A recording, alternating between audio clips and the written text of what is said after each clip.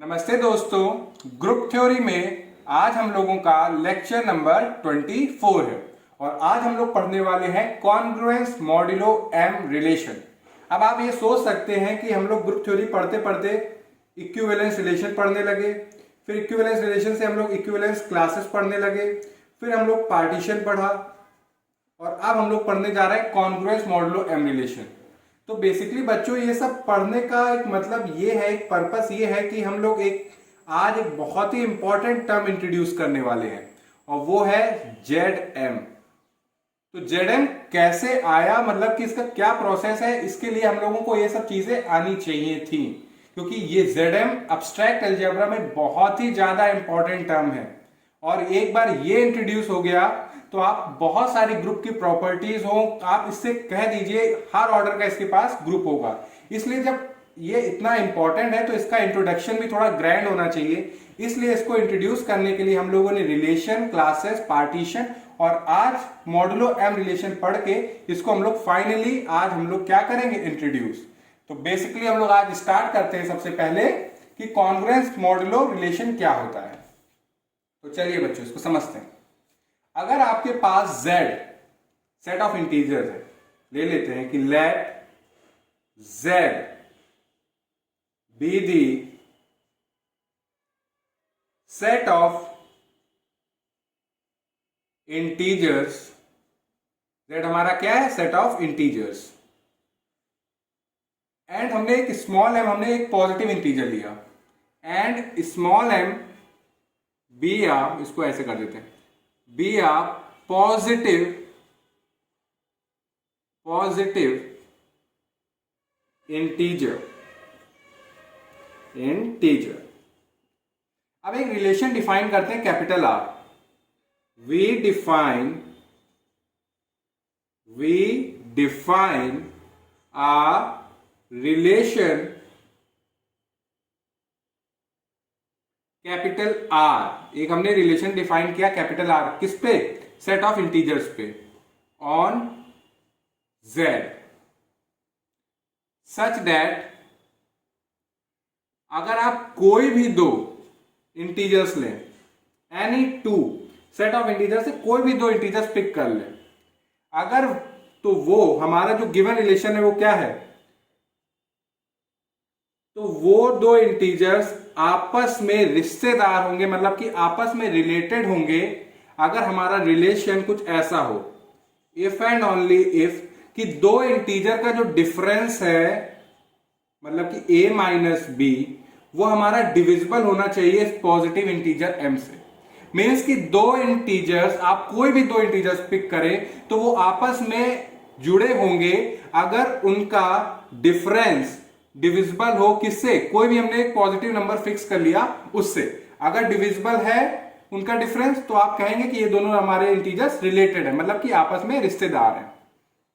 इसको हम लिख भी देते हैं वर्ड्स में, that is a minus B is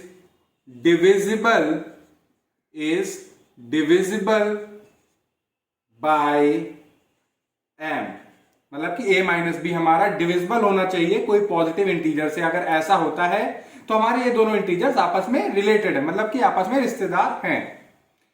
और अगर ऐसा होल्ड कर जाता है, मतलब कि ये रिलेशन होल्ड कर जाता है, तो आप इसको ऐसे भी लिख सकते हैं, एंड वी राइट, तब आप इसको ऐसे भी लिख सकते हैं, अगर कोई भी दो इंटीजर का डिफरेंस किसी पॉजिटिव इंटीजर से डिविजिबल है तो आप उन दोनों इंटीजर्स को कैसे लिखोगे, कैसे डिनोट करोगे, लिखोगे a, फिर 3 लाइंस 1 2 3, फिर जो दूसरा इंटीजर है वो b, और जिस पॉजिटिव इंटीजर से आपने डिवाइड किया है उसको ब्रैकेट में लिखिए मॉड m। मीन्स कि अगर आपने ये लिखा कि a 3 lines b mod m, तो ये क्या बच्चों बता रहा है कि a माइनस b का जो डिफरेंस है वो हमारा डिविजिबल होगा m से। और इसको पढ़ेंगे कैसे, इज रीड एज, इसको बोलने का क्या तरीका है, आप ये देखिए, इसको आप बोलेंगे ए 3 लाइंस को आप कहिए कॉन्ग्रुएंट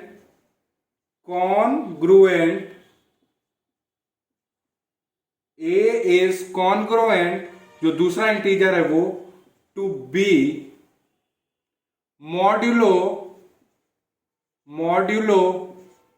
एम। मीन्स क्या कहने का मतलब है, अगर a is congruent to b modulo m, तो हमारा कहने का मतलब है कि a माइनस b हमारा डिविजिबल होगा m से। ये हमारी ये स्टेटमेंट, ये लाइन हमें बताती है। मीन्स कि अगर आपके पास सेट ऑफ इंटीजर है और एक कोई आपने पॉजिटिव इंटीजर फिक्स कर लिया, ठीक है, आप कोई भी दो इंटीजर लीजिए, अगर आप उनको इस फॉर्म में लिख पाते हैं, मीन्स कि उनका डिफरेंस अगर उस पॉजिटिव इंटीजर से डिवाइडेड है, डिविजिबल है, तो आप कह सकते हो कि हमारा एक इंटीजर कॉन्ग्रुएंट होगा दूसरे के। मीन्स कि a is congruent to b modulo m। अब इसको अच्छे से समझने के लिए हम एग्जांपल ले लेते हैं। एग्जांपल जैसे कि 29 कॉन्ग्रुएंट टू 4 मॉड्यूलो 5। आप लिख सकते हैं दो इंटीजर 29 और 4 को आप ऐसे लिख सकते हैं कि 29 हमारा कॉन्ग्रुएंट है 4 के मॉड्यूलो 5। बिकॉज आप अगर देखें तो 29 का अगर आप सब्ट्रैक्ट करें 4 से और डिवाइड करें 5 से, तो ये पूरा पूरा डिविजिबल होगा। दैट इज कि 5 हमारा डिवाइड 29 माइनस 4 करेंगे, क्या आएगा 25। और आप देखते हैं कि 5 हमारा 25 को डिवाइड करता है। आप दूसरा एग्जांपल अगर आप लेना चाहें, जैसे ले लें 13 कॉन्ग्रुएंट टू 17 मॉड 4। आप ये देख सकते हैं, आप 13 और 17 को भी इस फॉर्म में लिख सकते हो जब मॉडुलो 4 है। बिकॉज अगर आप देखें 13 माइनस 17 करें और आप डिवाइड किससे करें, मॉडुलो मतलब जो मॉडुलो में आपका दिया जाए नंबर आपको उससे डिवाइड करना है। तो यहां पे मॉडुलो में क्या है 4, तो अगर आप 13 माइनस 17 करेंगे तो बच्चों क्या आएगा, ये आएगा बच्चों -4। आप देखते हैं कि 4 हमारा डिवाइड करेगा -4 को। अगर आप ले लें 9 कॉन्ग्रेटो -3 मॉड 6। आप दो इंटीजर लिए हमने 9 और -3, तो इनको भी आप लिख सकते हो कि 9 हमारा कॉन्ग्रेंट होगा -3 के मॉडुलो 6। क्यों, क्योंकि आप 9 को सब्ट्रैक्ट करिए -3 से और डिवाइड करिए 6 से, तो आप देखेंगे कि हमारा 6 पूरा पूरा डिवाइड कर रहा है 9 माइनस -3, मतलब कि 9 और -3 का जो डिफरेंस आ रहा है वो क्या आ रहा है बच्चों 12। और आप जानते हैं कि 6 डिवाइड करता है 12 को, तो ये। बट अगर आप ये सोचे कि आप ले ले 29 कॉन्ग्रेटो 3 मॉड 4, तो ये हमारा होल्ड नहीं करेगा। क्यों, क्योंकि 29 माइनस 3 बच्चों क्या आएगा बच्चों हमारा 26। और क्या 4 हमारा 26 को डिवाइड करता है, नहीं, तो ये हमारा होल्ड नहीं होगा। This is not true, this is not true. मतलब कि आप दो इंटीजर्स को लिख सकते हो कि हमारा a is congruent to b modulo 4। ये कब होल्ड करेगा, जब उन दो इंटीजर का जो डिफरेंस आए, मतलब कि जो डिफरेंस करने पे जो वैल्यू आए वो डिविजिबल होनी चाहिए उस पॉजिटिव इंटीजर से। तो यहां पे 29 माइनस 4 25 डिविजिबल है 5 से, इसलिए कॉन्ग्रुएंट वाला रिलेशन होल्ड कर रहा है। 13 माइनस 17 कर रहे हैं तो -4 आ रहा है, और 4 डिवाइड कर रहा है -4 को, इसलिए ये होल्ड कर रहा है। 9 माइनस -3 करेंगे, यानी कि 9 और -3 का अगर डिफरेंस लेंगे तो 12 आएगा, और 6 हमारा डिवाइड कर रहा है 12 को, इसलिए। बट यहां पे क्यों नहीं हो रहा है, क्योंकि यहां पे जो डिफरेंस आ रहा है 29 और 3 का वो आ रहा है 26, और 26 हमारा डिविजिबल नहीं होता है 4 से, इसलिए ये हमारा कॉन्ग्रुएंट रिलेशन को होल्ड नहीं कर रहा। तो आई होप आपको ये समझ में आया होगा कि कॉन्ग्रुएंट रिलेशन क्या कह रहा है, कि अगर आपके पास सेट ऑफ इंटीजर है, m कोई पॉजिटिव इंटीजर है, आप कोई भी दो इंटीजर पिक करें सच दैट अगर उनका डिफरेंस किसी पॉजिटिव इंटीजर से डिवाइड हो रहा है, तो आप कह सकते हो कि एक इंटीजर हमारा कॉन्ग्रुएंट होगा दूसरे के, और जो डिवाइड कर रहा है उसके मॉडुलो में, मतलब कि a is congruent to b modulo m। और बच्चों ये आपका जो ये रिलेशन है ये हमारा इक्विवेलेंस रिलेशन भी है। कैसे, अब देखिए this relation is equivalence on R on Z, मतलब कि हमारे सेट ऑफ इंटीजर्स पे ये वाला रिलेशन जो है हमारा ये इक्विवेलेंस रिलेशन। आप देखिए अगर इसको हम डिफाइन करें ऑर्डर्ड पेयर में, तो सिर्फ और सिर्फ हम लोग वही ऑर्डर्ड पेयर में इंटीजर्स लेंगे जिनका डिफरेंस क्या होना चाहिए, is divisible by M, is divisible by M. Means की जो रिलेशन आर है, मतलब कि जो सेट आर है उसमें सिर्फ वही ऑर्डर पेयर्स अलाउ हैं जिनका डिफरेंस क्या हो, डिविजिबल बाई एम, जहां पर ए और बी हमारे क्या है, इंटीजर्स। मीन्स कहने का मतलब कि यही है कि हमारा एक इंटीजर दूसरे से तभी रिलेटेड है अगर उसका डिफरेंस डिविजिबल है by given some fixed positive integer. Means कि A is related to B if and only if a minus B is divisible by m। Means कि सिर्फ वही ऑर्डर पेयर अलाउ होंगे जिनका डिफरेंस क्या है, m से डिविजिबल। तो देखिए आप इसको, आप कोई भी 3 पिक कर लेते हैं जनरल पहले से ही, a b c हमने कोई 3 इंटीजर्स पिक कर लिए। अब ध्यान से देखिए बच्चों, सिंस अगर आप किसी इंटीजर को उसी से सब्ट्रैक्ट करेंगे तो क्या आएगा, 0। ठीक है बच्चों, और आप 0 को लिख सकते हैं मल्टीपल ऑफ m में। और हां, जब कोई नंबर किसी चीज को डिवाइड करता है, लेट इट बी कि अगर m डिवाइड कर रहा है n को, तो ये n श्योरली क्या होगा, मल्टीपल ऑफ m, तभी तो डिवाइड कर पा रहा है। मतलब कि अगर किसी भी डिवाइजर को डिविडेंड को डिवाइड करना होगा तो डिविडेंड क्या होना चाहिए, multiple of divisor.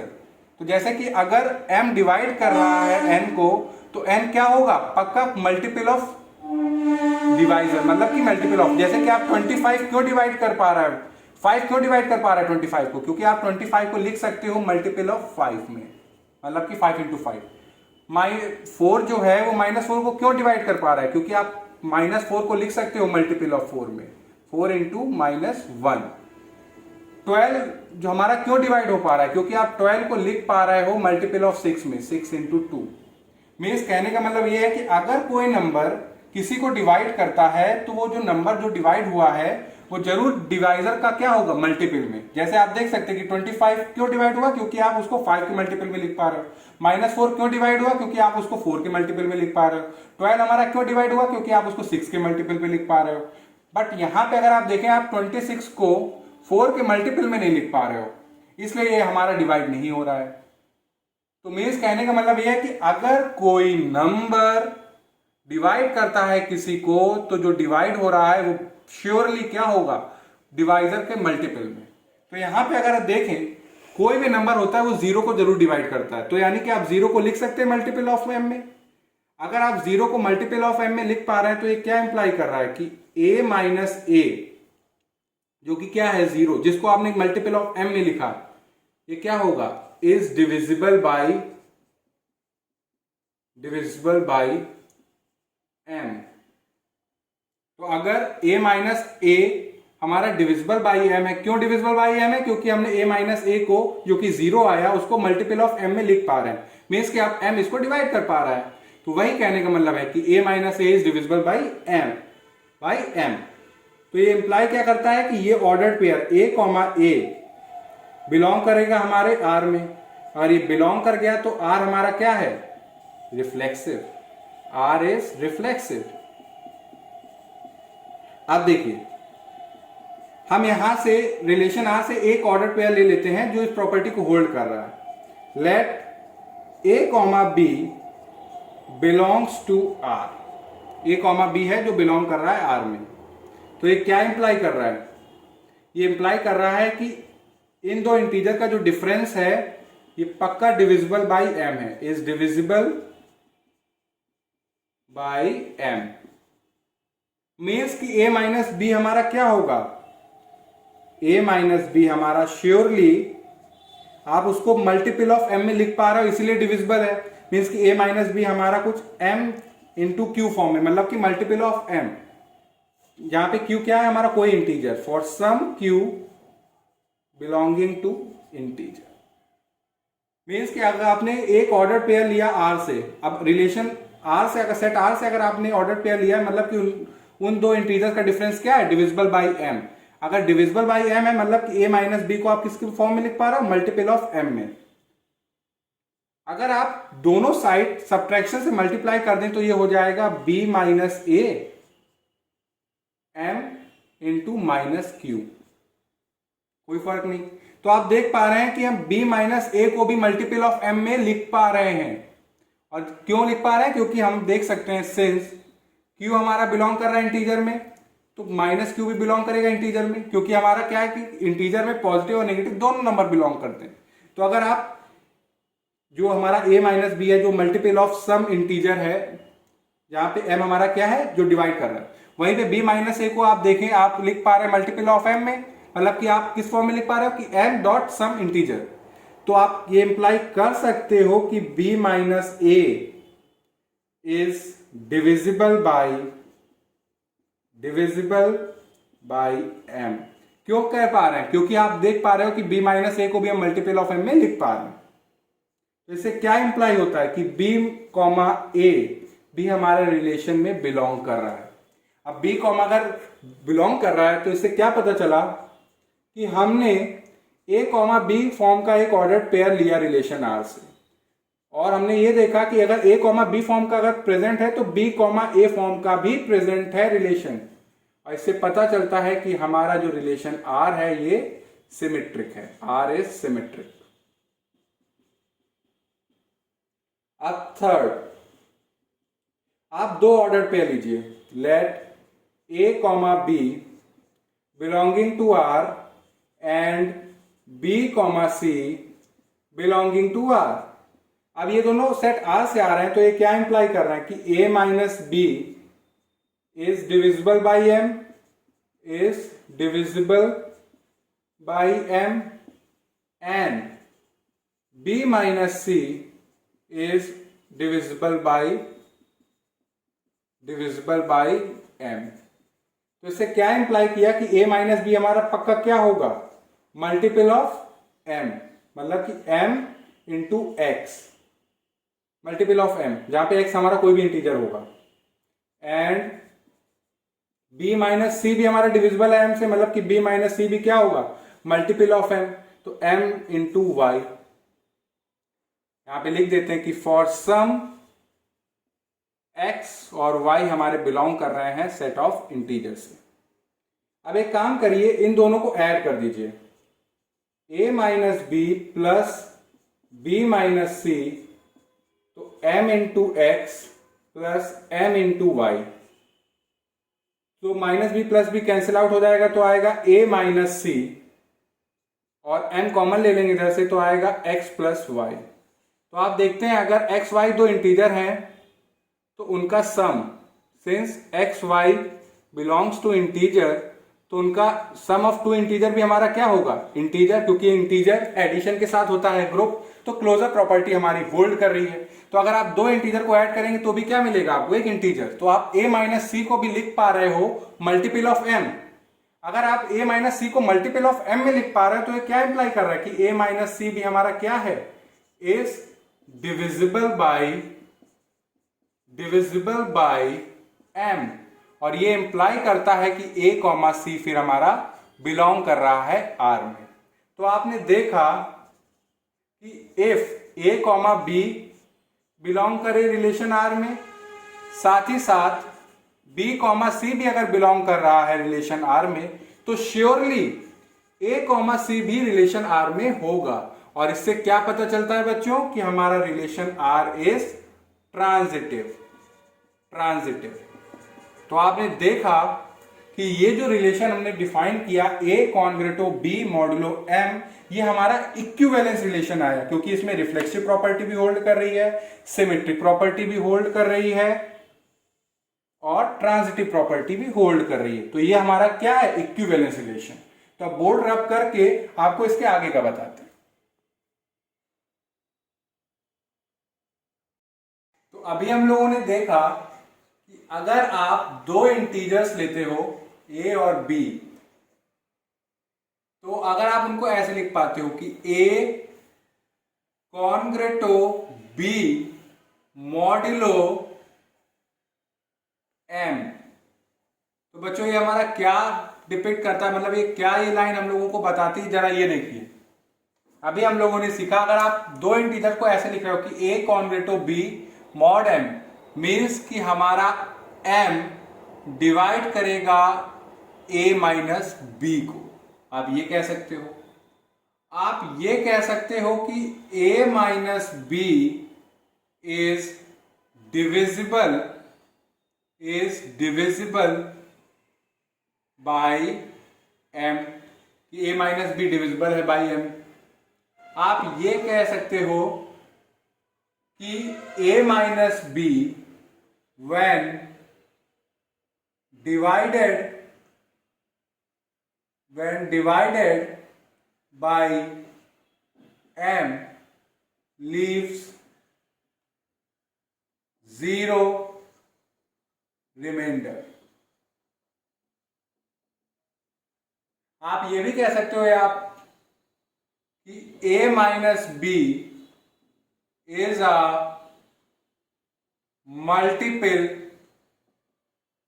Multiple of m। मतलब कहने का क्या मतलब है कि अगर आप कह रहे हो ए कॉन्ग्रेटो बी मॉड एम, तो ये हमारी ये लाइन 4 स्टेटमेंट लिखे, मगर 4 स्टेटमेंट बस एक ही चीज कह रही है कि एम डिवाइड करेगा ए माइनस बी को, या ए माइनस बी डिविजिबल है एम से, या कि ए माइनस बी को जब आप एम से डिवाइड करेंगे तो 0 रिमाइंडर आएगा। आप ये कह सकते हो कि ए माइनस बी हमारा क्या है, मल्टीपल ऑफ एम। मतलब ये कहने का मतलब एक ही है। तो अगर अब आप देखें, हम लोगों के पास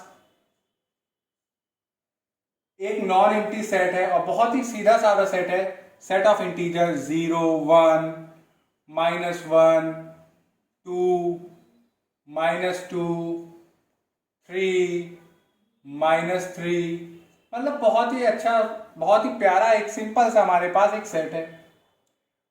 और हम लोगों ने ये भी देखा कि ए कॉन्ग्रेटो बी मॉड एम हमारा एक इक्विवेलेंस रिलेशन है। तो अगर हम m की वैल्यू कुछ असाइन करते हैं, लेट इट बी एक रिलेशन है R1, मतलब कि दो इंटीजर R1 से कैसे रिलेटेड है, under the relation R1, if and only if कि A कॉन्ग्रेटो B मॉड, हमने m की वैल्यू दे दी 2, क्या है वैल्यू 2, तो इसको नंबर दे देते हैं नंबर 1, मतलब कि m की वैल्यू क्या है हमारी 2।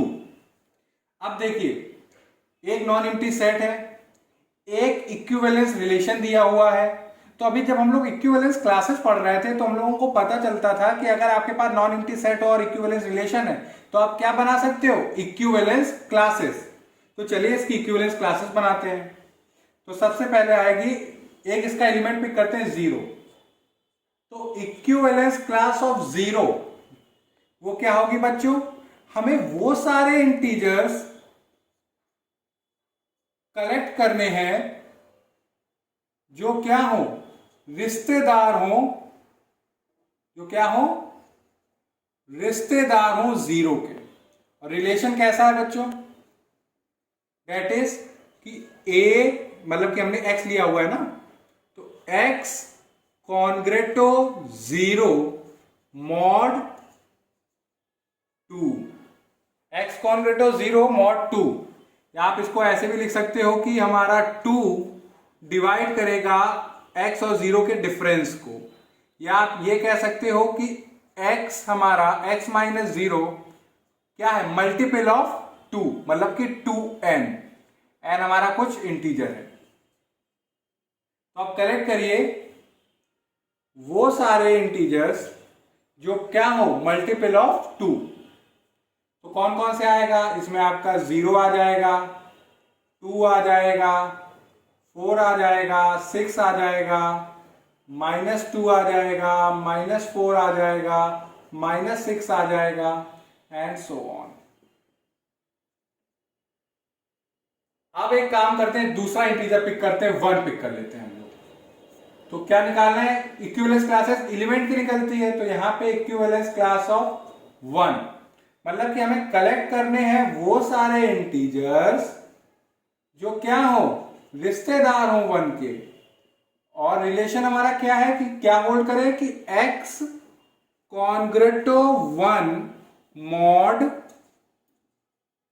2, x कॉन्ग्रेटो 1 मॉड 2, दैट इज कि 2 हमारा डिवाइड करे x माइनस 1 को, या आप ये कह सकते हैं कि x माइनस 1 हमारा मल्टीपल हो 2 का, या आप 1 को उधर ले जाएं तो आप कह सकते हो कि x हमारा कुछ इस फॉर्म का हो 2n प्लस 1 और n हमारा एक इंटीजर है। तो ठीक है, कलेक्ट करते हैं हम लोग। आप देखिए कौन आएगा इसमें।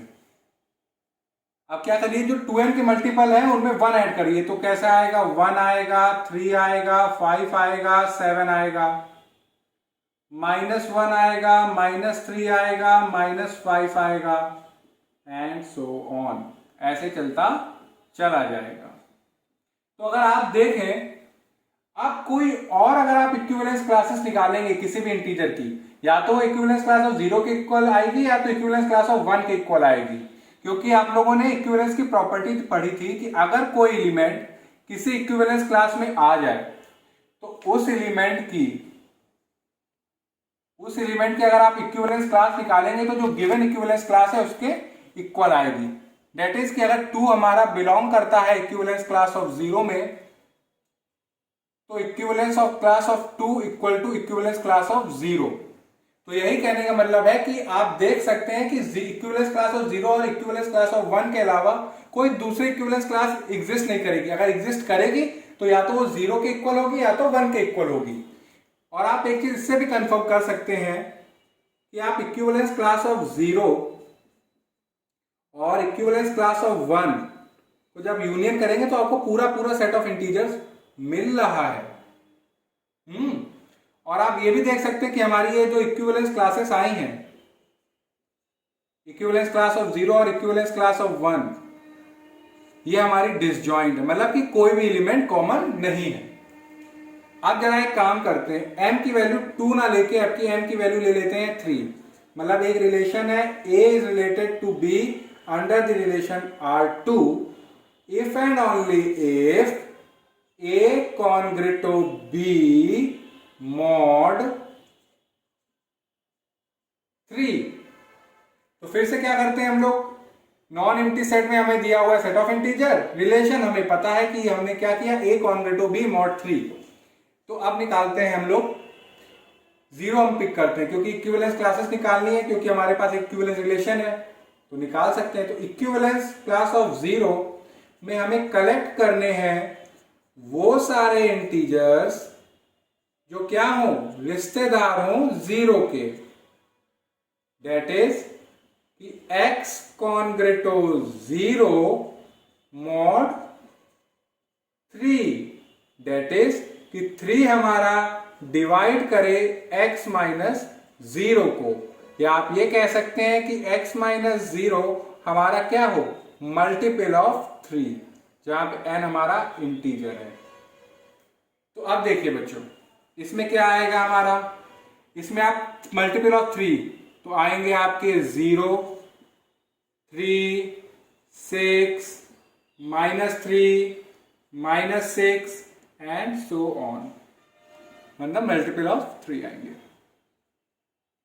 अगर आप इक्विवेलेंस क्लास ऑफ 1 निकालोगे तो हमें कलेक्ट करने हैं वो सारे इंटीजर्स जो क्या हो, रिश्तेदार हो 1 के। That is x कॉन्ग्रेटो 1 mod 3, that is कि 3 हमारा डिवाइड करे x माइनस 1 को, दैट इज कि x माइनस 1 हमारा मल्टीपल हो 3 का, या आप इसको ऐसे भी लिख सकते हैं, 1 उधर ले जाए कि x हमारा कैसा हो, 3n प्लस 1 फॉर्म का, जहां पे n हमारा क्या है, इंटीजर। तो अब क्या करिए, जो मल्टीपल ऑफ 3 है उसमें क्या ऐड कर दीजिए, 1। तो मल्टीपल ऑफ 3 हमने यहाँ पे दिए हुए हैं, इन सब में करेस्पॉन्डिंग 1 ऐड करते जाइए, तो आपको मिलेगा 1, 4, 7, -2, -5 एंड सो ऑन।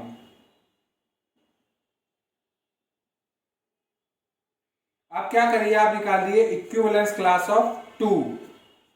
मतलब कि हम लोग कलेक्ट करेंगे वो सारे इंटीजर्स जो रिश्तेदार हो किसके, 2 के, that is x congruent to mod 3, that is 3 should divide x minus 2, that is कि x माइनस 2 हमारा क्या हो, multiple of 3, that is x हमारा किस फॉर्म में हो, 3n प्लस 2, जहां पे n हमारा क्या है, इंटीजर।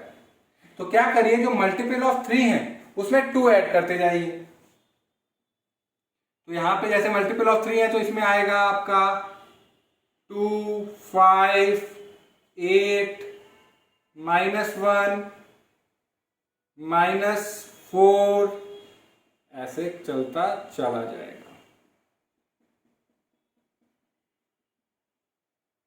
तो अगर आप देखें, अब कोई और आप दूसरी किसी भी इंटीजर की इक्विवेलेंस क्लास निकालेंगे तो वो इन तीनों में से किसी एक के आइडेंटिकल आएगी, क्योंकि सारे इंटीजर्स हमने कवर कर लिए हैं बच्चों, कोई भी इंटीजर रह नहीं गया। आप देखो 0, 1, 2, 3, 4, 5, 6, 7, 8, अगर आप नेगेटिव में देखोगे तो -1, -2, -3, -4, -5, -6, मीन्स कि अगर आप equivalence class of 0, equivalence class of 1 और इक्विवेलेंस क्लास ऑफ 2 का यूनियन करोगे तो आपको पूरा पूरा सेट ऑफ इंटीजर मिलेगा ही मिलेगा। और साथ में अगर आप देखें, ये तीनों इक्विवेलेंस क्लासेस आपस में क्या है, डिसजॉइंट, कोई भी एलिमेंट मैच नहीं करेगा। अगर आप इक्विवेलेंस क्लास ऑफ 0 और इक्विवेलेंस क्लास ऑफ 1 का इंटरसेक्शन करेंगे आपको एम्प्टी मिलेगा। इक्विवेलेंस क्लास ऑफ 0 और इक्विवेलेंस क्लास ऑफ 2 का अगर आप देखें तो ये भी हमें एम्प्टी मिलेगा। अगर आप इक्विवेलेंस क्लास ऑफ 1 और इक्विवेलेंस क्लास ऑफ 2 का अगर आप देखें तो इसमें भी एम्प्टी ही मिलेगा, मतलब कि कोई भी एलिमेंट कॉमन नहीं। तो ये हम लोगों ने देखा कि A कॉन्ग्रेटो B मॉड, अगर m की वैल्यू अगर हमारी 2 है तो 2 इक्विवेलेंस क्लासेस बन रही है 0, 1, अगर 3 है तो हमारी 3 इक्विवेलेंस क्लासेस बन रही है 0, 1, 2, मतलब कि जो वैल्यू है उससे एक कम। मीन्स कि अगर हमने रिलेशन लिया यहां पे in general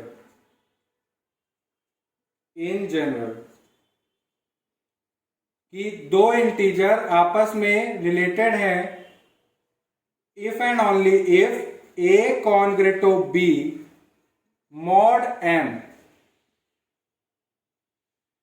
A congruent to B mod M, तो कितनी इक्विवेलेंस क्लासेस बच्चे होंगी हमारी, हमने क्या बताया, अगर 2 है तो 2 इक्विवेलेंस क्लासेस निकली 0, 1, मतलब कि स्टार्टिंग कहां से होगी, 0 से, और एंड कहां पे होगा, जो m है उसकी 1/1, मतलब कि उससे एक पहले स्टॉप हो जाएगी। तो यहाँ पे इक्विवेलेंस क्लासेस कितनी मिलेंगी, हमें मिलेगी equivalence class of 0, equivalence class of 1, equivalence class of 2, equivalence class of 3, और एक चलता चला जाएगा कहां तक, इक्विवेलेंस क्लास ऑफ m-1 तक। मतलब कि अगर मॉड डिसाइड कर रहा है कि मॉड m यानी कि जो पॉजिटिव इंटीजर है वो डिसाइड कर रहा है कि कितनी हमारी इक्विवेलेंस क्लासेस होंगी और कहां पे स्टॉप करेंगी। 2 पे 0, 1, 3 पे 0, 1, 2, अगर m है तो 0 से लेके m-1 तक। अब बच्चों एक चीज बतानी है आपको, एक सेट है जिसका नाम है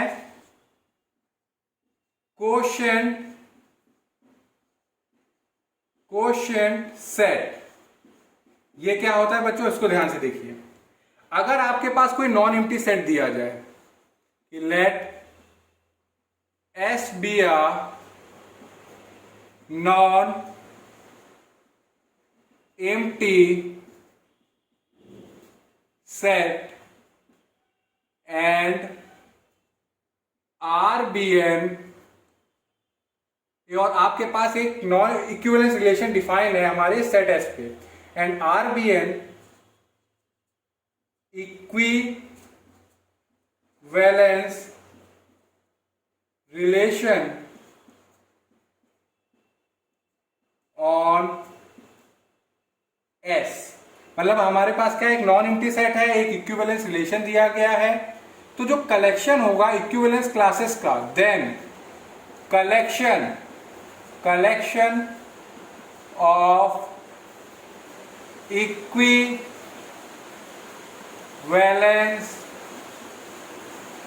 classes, equivalence classes of A.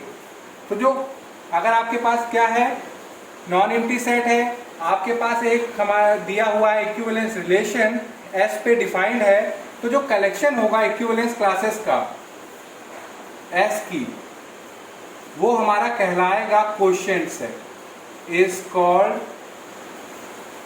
Quotient set, denoted by इसको डिनोट कैसे करेंगे क्वोशिएंट सेट को, एस गिवन आर, मतलब कि वो नॉन एम्प्टी सेट और जो रिलेशन है वो। तो अब यहां पे देखें, यहां पे आप देखें कि हमारा जब ये जो नॉन एम्प्टी सेट क्या है, सेट ऑफ इंटीजर, रिलेशन क्या है R1, जो क्या कह रहा है, A कॉन्वेटो B mod 2। तो अगर आप देखें तो हमारा इक्विवेलेंस रिलेशन से हमें मिली क्या, equivalence classes, equivalence class of 0 और इक्विवेलेंस क्लास ऑफ 1। तो ये जो सेट होगा कलेक्शन ऑफ इक्विवेलेंस क्लासेस, ये हमारा बच्चों क्या कहलाएगा बच्चों, ये कहलाएगा हमारा क्वोशिएंट सेट। और इसको कैसे रिप्रेजेंट करेंगे बच्चों आप, सेट ऑफ इंटीजर जो कि non empty set given R1, ये हमारा क्या कहलाएगा, क्वोशिएंट सेट, मतलब कि कलेक्शन ऑफ इक्विवेलेंस क्लासेस। अब यहाँ पे भी देखें, जब रिलेशन हमारा था A कॉन्वेटो B mod 3, तो हमारी 3 equivalence classes I, equivalence class of 0, equivalence class of 1 और इक्विवेलेंस क्लास ऑफ 2। तो इनका जो कलेक्शन है, कलेक्शन ऑफ इक्विवेलेंस क्लासेस का, ये भी हमारा क्या है बच्चों, क्वोशिएंट सेट। और जिसको कैसे आप रिप्रेजेंट करोगे, set given R2, set given R2। अब यहाँ पे देखें, ये भी हमारा एक इक्विवेलेंस रिलेशन है, और ये जो कलेक्शन है इक्विवेलेंस क्लासेस का, ये भी हमारा बच्चों क्या कहलाएगा, क्वोशिएंट सेट। और जिसको आप कैसे रिप्रेजेंट करोगे, सेट गिवन R, मतलब कि सेट लिखिए, लाइन ड्रॉ करिए परपेंडिकुलर, और जो रिलेशन है वो लिखिए। तो ये जो कलेक्शन होता है इक्विवेलेंस क्लासेस का, ये बच्चों हमारा क्या कहलाता है, क्वोशिएंट सेट। अगर आप ध्यान दें तो प्रीवियस लेक्चर हम लोगों ने पार्टीशन पढ़ा था। पार्टीशन बच्चों हमारा क्या करता था, पार्टीशन कि अगर आपके पास ए कोई नॉन एम्प्टी सेट होता है और आप अगर कलेक्शन लेते हैं सबसेट ऑफ ए, मतलब कि ए आई हमारे क्या हैं, सबसेट्स हैं ए के, तो जो कलेक्शन होता है सबसेट्स का, ये हमारा पार्टीशन कहलाता है। पार्टीशन कब, जब सारे जो जितने भी सबसेट हैं उन सबका क्या कर दीजिए, यूनियन, तो हमें क्या मिल जाए, सेट, वही सेट मिल जाए। और दूसरा कि सारे जो सबसेट हैं सेट के, वो आपस में क्या होने चाहिए, disjoint, I not equal to. तो यहां पे भी तो देखें, इक्विवेलेंस क्लास ऑफ 0 और इक्विवेलेंस क्लास ऑफ 1 है क्या, ये तो हमारे सबसेट ही तो है सेट ऑफ इंटीजर्स के। ये है सेट ऑफ इवन इंटीजर्स का सबसेट z का, और ये है हमारे सेट ऑफ ऑड इंटीजर्स। और जब इवन इंटीजर और ऑड इंटीजर का अगर आप यूनियन करेंगे तो आपको क्या मिलेगा, पूरा पूरा सेट ऑफ इंटीजर। और देखेंगे कि ये जो सबसेट है जो कि है इक्विवेलेंस क्लासेस, ये डिसजॉइंट भी हैं, और इनका जो कलेक्शन है बच्चों, ये हमारा क्या हो कहलाएगा, पार्टीशन। और हम लोगों ने प्रीवियस लेक्चर में FTER भी पढ़ा था, मतलब कि fundamental theorem of equivalence relation, जो कहती है कि अगर आपके पास कोई नॉन एम्प्टी सेट है, कोई इक्विवेलेंस रिलेशन दे दिया जाए, तो आपका ये जो इक्विवेलेंस रिलेशन होता है, ये सेट को बांट देता है, पार्टीशन कर देता है, किसमें, इक्विवेलेंस क्लासेस में। तो आपने देखा कि इस इक्विवेलेंस रिलेशन ने हमारे सेट ऑफ इंटीजर को पार्टीशन कर दिया सेट ऑफ इवन इंटीजर्स और सेट ऑफ ऑड इंटीजर्स में। और ये जो कलेक्शन है, तो यानी कि ये जो z गिवन R1 है, ये हमारा क्या है, पार्टीशन। ये भी हमारा क्या है, पार्टीशन, मतलब कि सेट ऑफ इंटीजर्स को हमने बांट दिया, equivalence class of 0, equivalence class of 1 और इक्विवेलेंस क्लास ऑफ 2, जब हमारे पास रिलेशन है mod 3। और यहीं पे सेम काम यहाँ पे भी हुआ, मतलब कि इक्विवेलेंस क्लासेस और पार्टीशन आपस में रिलेटेड ही हैं। क्योंकि पार्टीशन क्या काम कर रहा था हमारा कि सबसेट्स का यूनियन करने पे वो सेट दे दे और सारे सबसेट हो डिसजॉइंट। तो इक्विवेलेंस क्लासेस का यूनियन करने पे मिलता है हमें पूरा सेट, और इक्विवेलेंस क्लासेस हमारी होती है डिसजॉइंट, मतलब कि एक रिलेशन है। तो ये जो कलेक्शन है इक्विवेलेंस क्लासेस का वो बच्चों क्या कहलाएगा, क्वोशिएंट सेट। और हमारे इक्विवेलेंस रिलेशन ने पार्टीशन कर दिया किसका, हमारे सेट ऑफ इंटीजर्स का। तो ये हम लोगों ने कॉन्ग्रुएंस मॉडलों का पूरा ओवरमैप पढ़ा। अगर आप यहाँ पे ध्यान से देखें, ये जो इक्विवेलेंस क्लासेस होती हैं इनको कहते हैं these equivalence classes are called residue classes modulo m। Means कि ये जो इक्विवेलेंस क्लासेस है ना, equivalence class of 0, equivalence class of 1, equivalence class of 2, equivalence class m-1, ये हमारी बच्चों क्या कहलाती हैं, रेसिड्यू क्लासेस मॉड्यूलो m। और यही बच्चों हमारा कहलाता है Zm। मतलब कि फाइनली हमने इंट्रोड्यूस कर दिया रेसिड्यू क्लासेस Zm। मतलब कि हमारे पास क्या आ गया, रेसिड्यू क्लासेस का एक सेट। ये तो Zm हमारा क्या है बच्चों, अगर आप Zm लिखते हो तो आप लिखते हो कलेक्शन ऑफ रेसिड्यू क्लासेस, जो कि है equivalence class of 0, equivalence class of 1, और ऐसे करते करते इक्विवेलेंस क्लास m-1। तो ये बच्चों हमारा क्या होता है, Zm।